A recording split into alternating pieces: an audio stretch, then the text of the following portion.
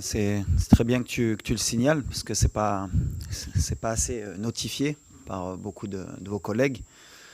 On nous a fait passer pour une équipe attentive depuis 3 ans, alors que c'est pas le cas. Il y a eu comme je l'ai dit, il y a eu une Coupe du Monde, on a joué avec nos armes, et un après Coupe du Monde où on est dans la possession et dans le pressing. Donc les chiffres en parlent, donc c'est tant mieux. Mais oui, le souci du pressing, c'est qu'à un moment donné, on peut pas presser tout le match parce que voilà, les filières énergétiques, elles le permettent pas. Et on a aussi ce souci de savoir gérer un peu plus les temps forts et les temps faibles. Maintenant, l'avantage qu'on a, c'est qu'on a un banc de qualité. Et l'objectif pour nous à chaque fois, c'est d'essayer d'avoir le plus d'intensité, le plus de pressing possible. Et dès qu'on sent qu'il y a un essoufflement, faire les changements au bon moment pour pouvoir garder justement cette intensité. Et on a vu que les équipes qui jouent contre nous, en général, 2 ou 3 jours après, elles ont du mal à résister, même si elles résistent sur le coup dur match. Et on a beaucoup marqué en deuxième mi-temps aussi sur la dernière année dans nos matchs. C'est pour ça qu'il y a beaucoup de tension quand on est arrivé à la mi-temps à 0-0 ou quand on n'arrivait pas à ouvrir le score. Mais en général, en deuxième mi-temps, si on garde cette intensité, on sait que l'équipe qui est en face, elle peut craquer. C'est l'objectif de ce pressing. Maintenant, plus la compétition va avancer, plus on va avoir affaire aussi à des équipes qui pourront aussi résister à ce pressing. Il faudra être très intelligent pour ne pas tomber dans leur piège. Question. Bonjour coach, Bolivar Iti. J'avais une question, c'était sur Brahim Diaz. On a vu que lors des 3 matchs, il a été très impactant, notamment les 2 premiers matchs où clairement c'était lui qui était au-dessus du lot. Est-ce qu'aujourd'hui il n'y a pas une Brahim dépendance au sein de la sélection de l'Atlas? Parce qu'on voit que clairement c'est lui qui est l'atout numéro 1 et quand il n'est pas dans son meilleur jour, ça peut être problématique pour l'équipe. Merci. Non, Brahim aujourd'hui il est efficace. On est où on voulait emmener Brahim. Brahim, quand il est arrivé au mois de mars. Je m'en rappelle, c'était un match contre l'Angola et il y avait eu le fameux match de la Mauritanie. J'ai toujours dit, vous pouvez regarder en arrière sur mes conférences de presse, en général, si on revient, en général, il y a des choses qui se sont dites. J'avais dit qu'il lui fallait du temps pour s'adapter à cette équipe, à ce jeu aussi africain. On a beaucoup travaillé avec lui. J'ai beaucoup voyagé à Madrid pour faire des vidéos, pour lui faire comprendre que c'était un jeu totalement différent de l'Europe. Et il devait s'adapter. Aujourd'hui, il est beaucoup plus proche de la surface. Il lâche de plus en plus son ballon. Il est beaucoup plus mobile. Et naturellement, quand on a ce Brahim, il est efficace. De toute façon, on connaît son jeu. On connaît ses qualités. Il joue au Real de Madrid dans un des plus grands clubs au monde. Donc on sait ce qu'on attend de lui. Maintenant, concernant on va dire la dépendance qu'on aurait par rapport à Brahim, Ayoub Kahabi est à 3 buts aussi. Et je l'ai toujours dit aussi précédemment, le danger peut venir de partout. Avant cette CAN, c'était Sebari qui était efficace. On a eu d'autres joueurs comme Rahimi qui ont été efficaces. On a eu Al-Khanous qui avait été efficace. Voilà. Ce qui m'intéresse, moi, c'est pas le nombre de buts que mettent mes joueurs, c'est que le danger vienne de partout. Maintenant, si Brahim il reste à ce niveau-là et qu'on peut être dépendant de lui et qu'il nous ramène la CAN, en tant qu'entraîneur, je serais le plus heureux des hommes. Ce qui m'importe, c'est surtout le collectif. Et Brahim, il rentre dans ce collectif et on aura besoin d'un Brahim efficace. Et quand il est efficace, c'est bénéfique pour l'équipe. Before we continue with the questions, I would like to kindly ask our photographers colleagues, please stop taking photos.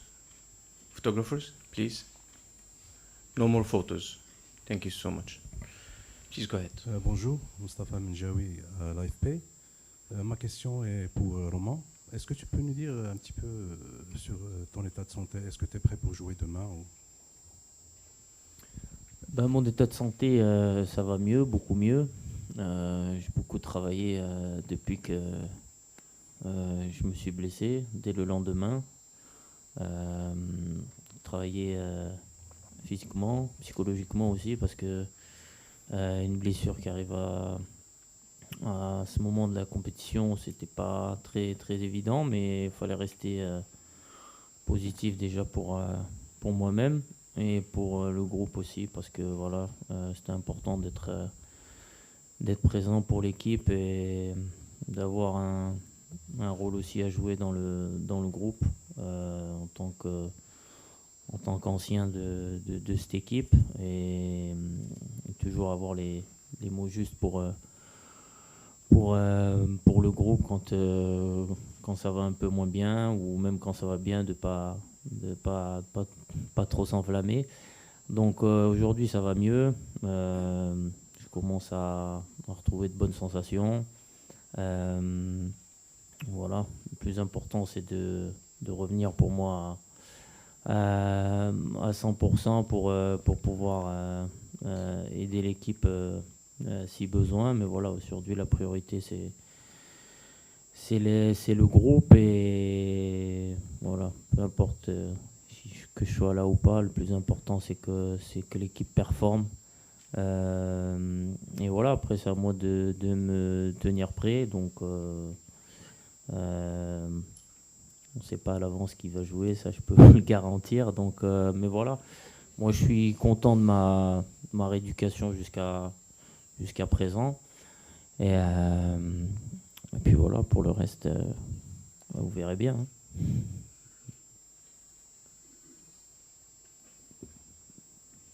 Bonjour coach, bonjour Romain. Une question pour le coach Dounia Mesli pour Afrique Foot. C'est bon, on entend. La Tanzanie, elle est souvent perçue comme un outsider. Comment allez-vous éviter le piège de l'excès de confiance lors du match? Merci. Avec l'humilité, depuis le début de la compétition, j'ai dit que ça devait être, en tout cas pour nous, le Maroc, pour le staff et pour les joueurs, en tout cas, la CAN de l'humilité. Voilà, tout le monde nous donne favori. Tout le monde dit que si le Maroc ne gagne pas la CAN, c'est un échec. Si le Maroc ne gagne pas facilement, c'est un échec. Et moi, mon travail à moi et à mon staff, et aux joueurs aussi, aux cadres, aux leaders, c'est ce que je leur dis au quotidien, c'est de garder les pieds sur terre et de se rappeler pourquoi le Maroc n'a pas gagné la CAN depuis 50 ans. Et la CAN, on ne l'a pas gagnée depuis 50 ans parce que je pense qu'à un moment donné, on a manqué d'humilité à chaque compétition. Et donc, il ne faut pas qu'on tombe dans ce piège. Ça va jouer que sur ça. Donc, on va rester les pieds sur terre. On va respecter cette équipe de Tanzanie qui s'est qualifiée et qui est souvent là, en Coupe d'Afrique ou en qualification. C'est une équipe aussi qui grandit dans son football. Ils ont développé leurs infrastructures, ils développent leur championnat avec 2 gros clubs. Ils ont des joueurs locaux qui sont très bons, qui ont l'habitude de jouer en Afrique. Et rien que pour cela, demain, ce ne sera pas un match facile, comme contre la Zambie, comme contre les Comores. J'ai toujours répété qu'il n'y avait pas une équipe facile, même si on ne me croit pas. Donc voilà, nous, on va jouer avec nos moyens, avec notre force, avec ce qu'on a fait depuis longtemps, pour ne pas leur laisser justement l'espoir de pouvoir créer la surprise. Après, on est chez nous, on va jouer devant pratiquement 68 000 spectateurs. Et c'est un match à élimination directe. Et un match à élimination directe, heureusement ou malheureusement, tout est possible. C'est comme un match de coupe. Alors au Maroc, on a la Coupe du Roi, la Coupe du Trône plutôt, Kass el-Arch chez nous, la Coupe du Roi en Espagne, la Coupe de France. En Angleterre, on voit les surprises. Il y a toujours des surprises. À nous de faire en sorte que demain, il n'y ait pas une chance pour cette équipe.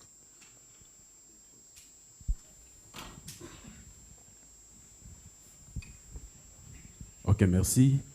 Moi, c'est Vivien Tonfac, journaliste Equinox Télévision Cameroun.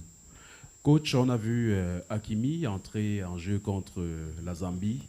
Qu'est-ce que vous pensez de son rendement pendant ce match et est-ce qu'il est possible de le voir démarrer demain contre la Tanzanie? Alors Achraf, on a toujours été clair, je crois, depuis le début de la compétition. Depuis sa blessure, on a toujours bien communiqué aussi.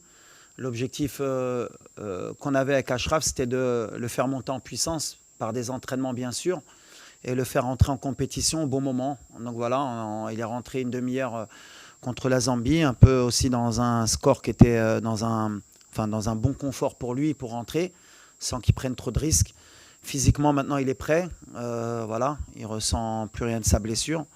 Donc, il est apte à postuler pour le match de demain. Après, c'est à moi, comme j'ai dit, de prendre la décision. Il aurait pu jouer un peu le premier match, un peu le deuxième match. J'ai pris la décision de le préparer parce que je voulais quelqu'un à 100%. Et aujourd'hui, on a le luxe, en tout cas aujourd'hui, de pouvoir se permettre, à un moment donné, d'avoir pu se permettre de ne pas pouvoir faire jouer Hakimi, au moins pour les 2 premiers matchs. Maintenant, voilà, on arrive dans la vraie compétition.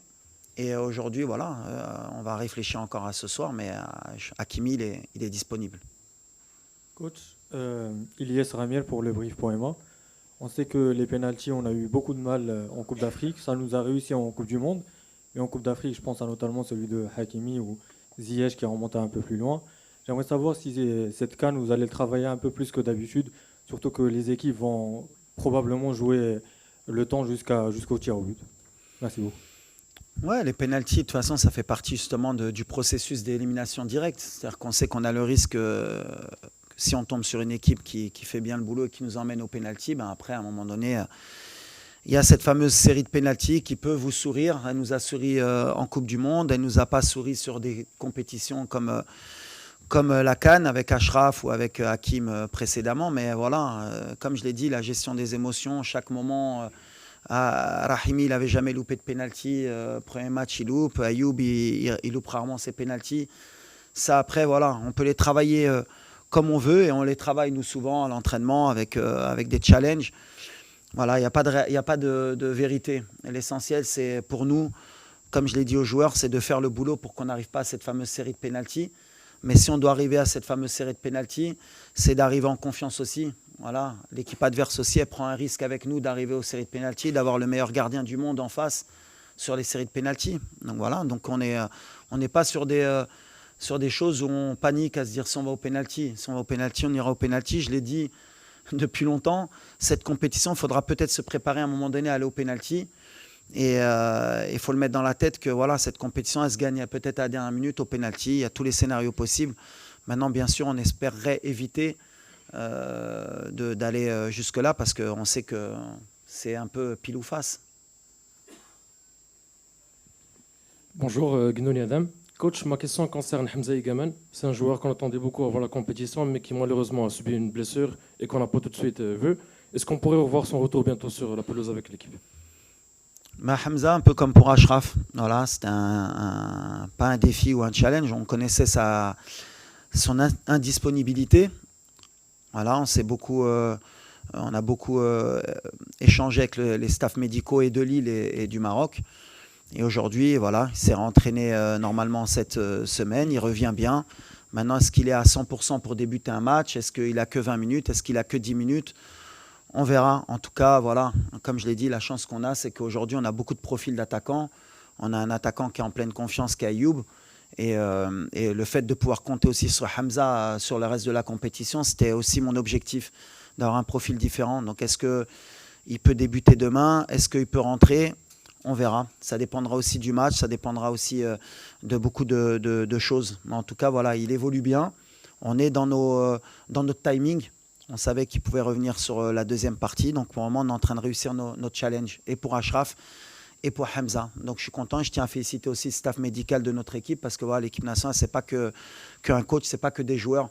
Il y a des gens qui travaillent tout autour de l'équipe et le staff médical en fait partie. Ils ont bossé jour et nuit pour que Hamza il soit prêt en temps et en heure. Bonjour Romain, Nasreddin Nasri, la nouvelle tribune Canal+. Vous êtes sur une dynamique très positive. Le coach parle souvent d'humilité. Qu'est-ce que vous dites entre vous pour ne pas sous-estimer l'adversaire? Et je voulais avoir aussi ton avis sur la CAN tous les 4 ans. Merci. Comme l'a dit le coach, il faut faire preuve d'humilité. Et comme j'ai dit au tout début, malheureusement dans le passé, on a eu certains déboires parce que on en a peut-être manqué à un moment donné où on s'est fait éliminer de la compétition par des équipes qui étaient censées être footballistiquement inférieures à nous. Et parce que on n'a pas fait forcément ce qu'il fallait pour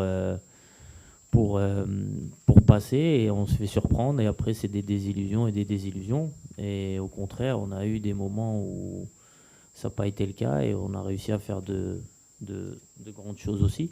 Donc je pense que ce qui est important, on le répète, je pense que le coach vous l'a répété aussi depuis un certain moment, c'est l'état d'esprit. Il n'y a pas à calculer. Je pense qu'aujourd'hui, je ne vais pas dire qu'on s'en fout un peu, mais c'est le cas. Peu importe l'adversaire, le principal, c'est nous. Et les ingrédients qu'on va mettre chaque match pour aller au bout. Donc il faut avoir le même état d'esprit, que ce soit peu importe l'équipe qui va se dresser contre nous. Je pense que le mental et la discipline qu'on va mettre chaque match, ça fera la différence parce qu'après les qualités footballistiques, je pense qu'on les a. On a des joueurs de grande qualité qui jouent dans les meilleurs championnats, que ce soit en Europe, en Afrique, même en Asie. Donc le plus important, c'est d'être prêt à partir du moment où on va être prêt mentalement, à sacrifier. Le football, on sait jouer au foot, je pense que ça c'est indéniable quand on voit les joueurs qu'on a. Donc ça c'est l'aspect où on insiste le plus, nous, les cadres, surtout auprès des jeunes, parce que voilà, pour beaucoup c'est une première CAN, c'est une première CAN aussi qui est au pays. Donc ça peut être à la fois un peu de stress ou aussi de l'insouciance de ne pas savoir ce que représente la Coupe d'Afrique, encore plus au Maroc. Donc c'est important de garder ce message-là. Et on l'a vu sur le dernier match où on a été plus consistant pendant les 90 minutes. Et au final, voilà, je pense que nous, on a pris du plaisir. Les gens qui étaient au stade ont pris du plaisir. Et au final, à la fin, tout le monde était content. Donc c'était le principal. Et après, concernant la CAN, c'est vrai que ça va faire un changement parce qu'on est habitué à des CAN tous les 2 ans. Après, je pense que d'un point de vue aussi individuel, au niveau des joueurs, ça peut être quelque chose de bien aussi vis-à-vis des clubs. On sait que pour certains, ça a souvent été un frein dans leur carrière. Donc là, ça laisse un peu plus de temps aussi. Donc ça permettra peut-être de voir encore plus de joueurs africains dans les grands clubs et que les clubs arrêteront de trouver l'excuse de la Coupe d'Afrique. Donc après voilà, c'est une fête qu'on aime bien quand même, la CAN, à chaque fois, parce que c'est un moment de convivialité avec toujours une bonne ambiance, une bonne atmosphère, que ce soit dans les stades ou autour. Donc ça va manquer. Mais après, je pense que pour le foot aussi et pour les joueurs, c'est quelque chose qui sera bien et ça va amener une valeur encore plus spéciale à la Coupe d'Afrique. Question, please. Bonjour, une question pour les deux, un des deux. Ayoub El Kaabi, c'est un joueur qui a fait des matchs et marqué des buts incroyables pendant le tournoi jusqu'au présent. C'est un joueur qui a eu un parcours un peu atypique pour les joueurs professionnels de haut niveau. Il a quitté le collège à 15 ans, il a travaillé en tant que charpentier quand il était jeune. Est-ce que vous pouvez parler un peu de lui en tant que personne, en tant qu'humain, et qu'est-ce qu'il apporte dans le groupe, c'est que nous, on voit pas sur le terrain? Merci. Je vais répondre moi. Ayoub, alors moi je peux bien en parler d'Ayoub, parce que j'étais entraîneur du FUS quand il jouait au RAC de Casablanca. Et d'ailleurs j'ai souhaité le recruter au FUS de Rabat, pour l'anecdote. D'ailleurs c'est le président du RSB Berken qui me l'a piqué au dernier moment. Et il a bien fait, parce que derrière, il avait mis, je crois, 20 buts en championnat, il avait été meilleur buteur du CHAN. C'est un parcours atypique et je pense que c'est le meilleur exemple pour les jeunes Marocains. Le parcours de résilience d'Ayoub. C'est quelqu'un, comme vous avez dit, qui a joué dans les catégories amateurs, qui était charpentier, qui jouait arrière-gauche à un moment donné, qui a été mis attaquant. Moi, je me rappelle pourquoi je voulais le recruter. Il avait mis 2 buts en Coupe du Trône face à mon équipe. Et j'avais souhaité le recruter parce qu'on sentait le talent brut. C'est quelqu'un qui a eu des hauts et des bas et qui n'a jamais abandonné. Et Ayoub, par exemple, c'est quelqu'un que je n'ai pas appelé pour la Coupe du Monde en 2022 alors qu'il avait fait les qualifications. Et il n'a rien dit. Il s'est battu, il a retravaillé, il a fait des bons choix de club. Et aujourd'hui, c'est l'attaquant de l'équipe nationale et ça marche bien pour lui. Comme quoi, le travail, le silence comme il l'a fait, ça prouve toute l'humilité qu'il a. Quand je parlais d'humilité tout à l'heure, si je peux donner un mot qui peut décrire Ayoub Kaabi, c'est humilité. Il sait d'où il vient, il sait où il veut aller. Et c'est un super mec, humainement. Quand je ne l'ai pas pris à la Coupe du Monde, il n'a jamais rien dit. Il a dit « Ok, j'accepte, coach, je vais travailler pour revenir plus fort. » Et c'est ce qu'il a fait. Et pour les jeunes Marocains qui n'ont pas une carrière, qui n'ont pas fait de centre de formation, et qui sont charpentiers ou autres, voilà, le rêve, il est possible. Et quand on peut permettre à des enfants de rêver, eh ben, il faut valoriser ce genre de joueurs. Donc Ayoub, aujourd'hui, tout à l'heure, on parlait de Brahim. Voilà. Ayoub, il fait partie aussi de ces joueurs qui vont faire rêver des jeunes Marocains. Et je suis très fier de lui aujourd'hui et je pense que c'est un joueur exemplaire. Hey, coach. Good morning. My name is Eric. I'm going to ask in English. So, Moroccan clubs and Tanzanian clubs have played each other recently in the CAF Champions League, and it feels that the Tanzanian clubs are catching up quickly. What do you think is the challenge posed by Tanzania national team in this game tomorrow? And what is the update of Hakimi in English, please, Walid?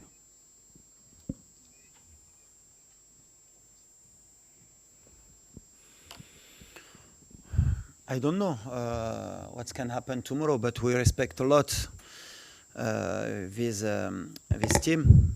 The club, it's the club. National team is different. Different spirit, different challenge. And what I said before is we will to respect Tanzania. Every game we play against them is difficult game, tough game. And tomorrow, I think, is a same opponent team, fighting spirit. Maybe we defend a lot, small space, lot of counter-attack with Mzuva or Samata. Who is waiting set pieces about this. And we need to be careful about your national team. I respect a lot Tanzania national team. I come to see the final against Berkane and Simba. You have a different player because the team is playing the CHAN. You have only 4 players is playing. You have 8 players is play outside of the country. And it's different team, but also we want to play same like before and to win this confrontation, inshallah. Last question to the coach, and then we're going to take 2 questions to Ghanem Saiz, please. Go ahead.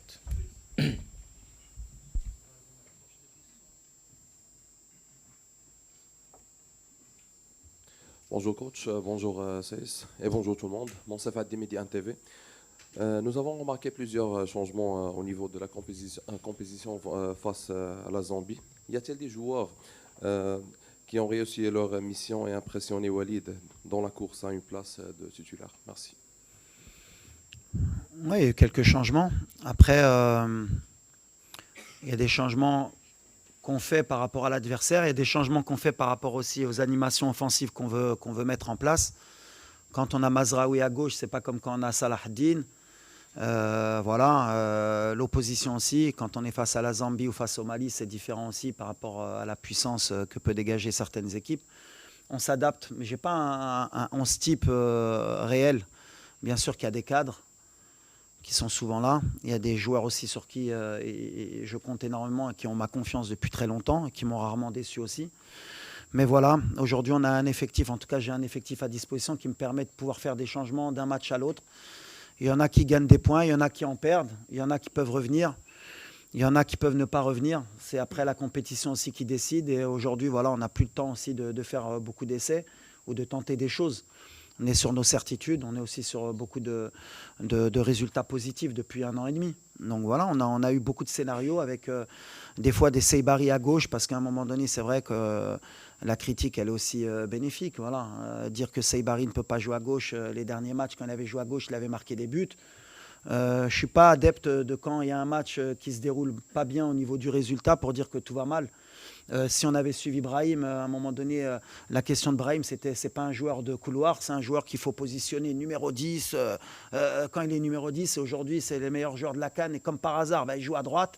Mais comme par hasard, comme ça se passe bien pour lui, Brahim, aujourd'hui, c'est trop facile de pouvoir juger les choses comme ça. Moi, je vois plus le côté technico-tactique.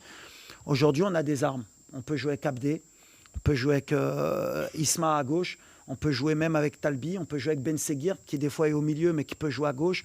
On peut jouer avec Mazraoui arrière-gauche, on peut jouer avec Salah Din, on peut jouer avec Massina, qui à un moment donné, quand il était venu, non, mais c'est un arrière-gauche, il ne peut pas jouer défenseur central, mais aujourd'hui, il est défenseur central et ça se passe bien.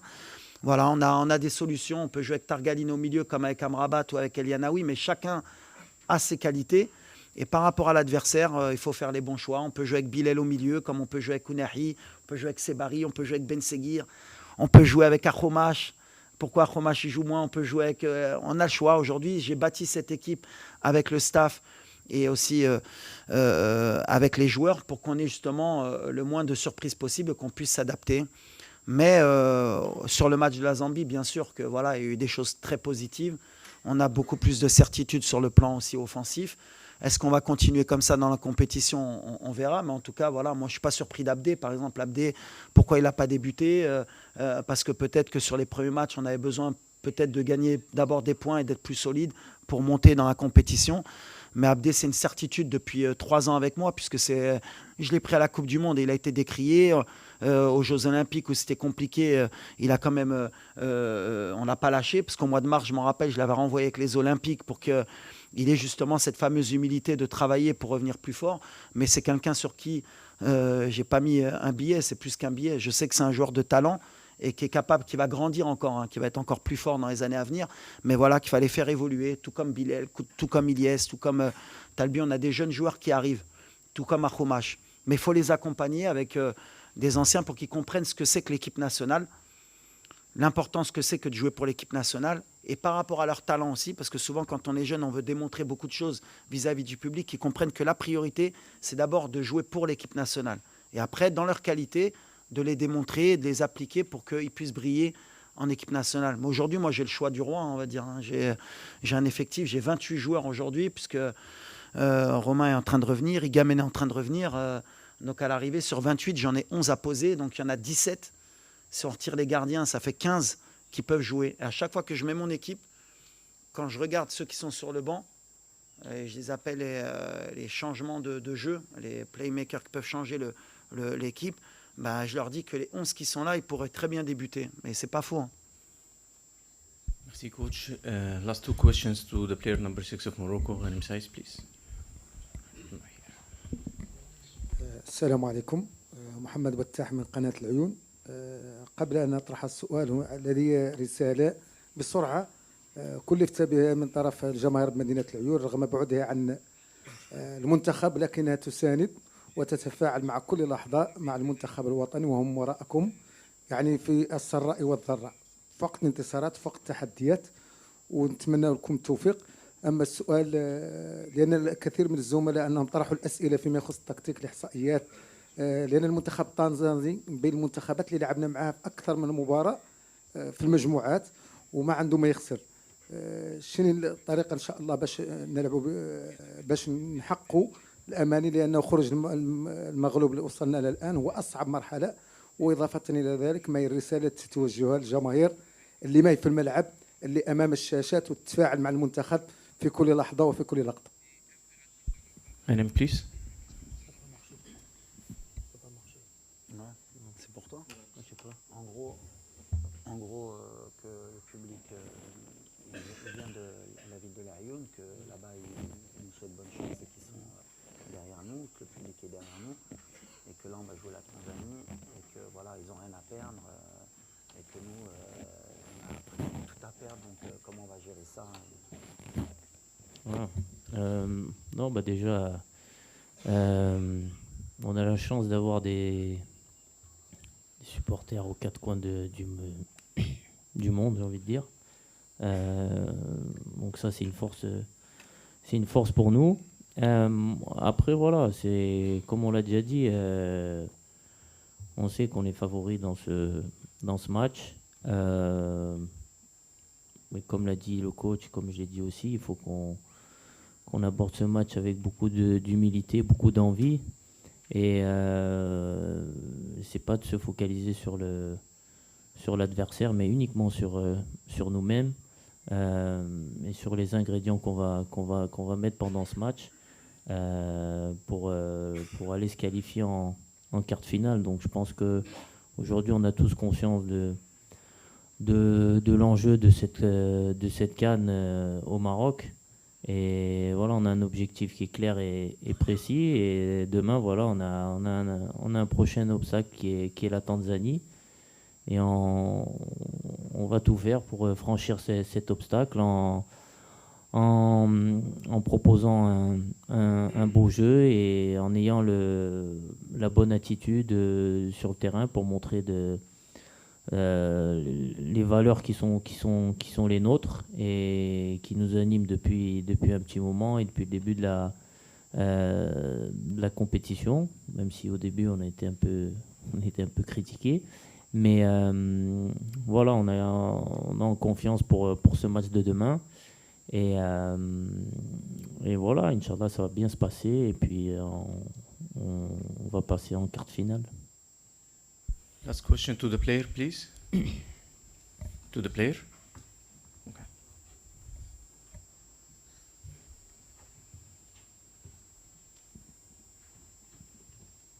السلام عليكم. كنزة The Voice of Morocco.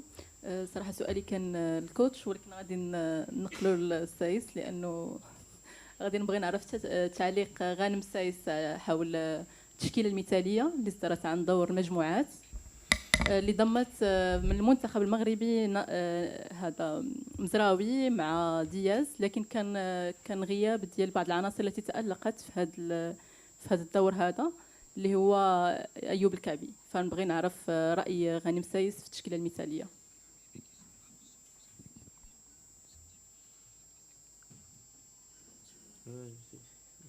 Ça marche pas.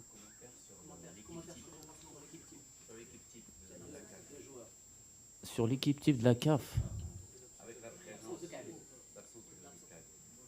Ah, non, mais ça, c'est. Chacun fait son équipe type. Si on prend une équipe type et qu'on gagne la CAN. Ouais, exactement. Je pense que l'équipe type, ça dépend. La CAF va en faire une. Je pense que chaque média en fait une aussi. Elle sera toujours différente. Donc, il y aura toujours des absents, peut-être des gens qui seront toujours là. Le plus important, c'est pas l'équipe type, mais c'est qu'on remporte le trophée. Donc, je pense que tout le monde ici aimerait avoir 11 Marocains dans l'équipe type, mais je suis pas sûr que ça sera le cas. Je sais pas si c'est déjà arrivé dans l'histoire du foot qu'une équipe ait tous ses joueurs dans une équipe type. Donc, non, le plus important, c'est qu'on remporte le trophée. Après, équipe type, pas équipe type, ça c'est superficiel, on va dire. Walid Regragui, coach of Morocco national team and player number 6, Ghanem Saiss. Thank you so much and thank you everyone. Only juste un petit message, Yeah, yes, please. Please go ahead. about the fans. Please. Juste pour remercier le public. C'est important de dire les choses. Les 2 premiers matchs, je m'étais plaint un peu de l'ambiance au stade. Au 3e match, ils ont répondu présent et les joueurs l'ont ressenti et me l'ont fait savoir. Donc voilà, on remercie vraiment nos supporters. On sent qu'ils sont derrière nous. C'est pas le moment aujourd'hui d'aller à gauche, à droite. On doit être tous soudés. On a un objectif commun et comme je l'ai dit, Inch'Allah, on va gagner tous ensemble. Et merci à tous les Marocains du monde qui sont derrière nous et qui nous soutiennent. Et bravo à ceux qui étaient au stade le dernier match. Et demain, comme je l'ai dit, voilà, à la mi-temps, on oublie les petits fours et on commence à la 45e aussi à continuer à encourager, Inch'Allah. Allez. Thank you, coach. Thank you, Ghanem. Thank you. Thank you, everyone.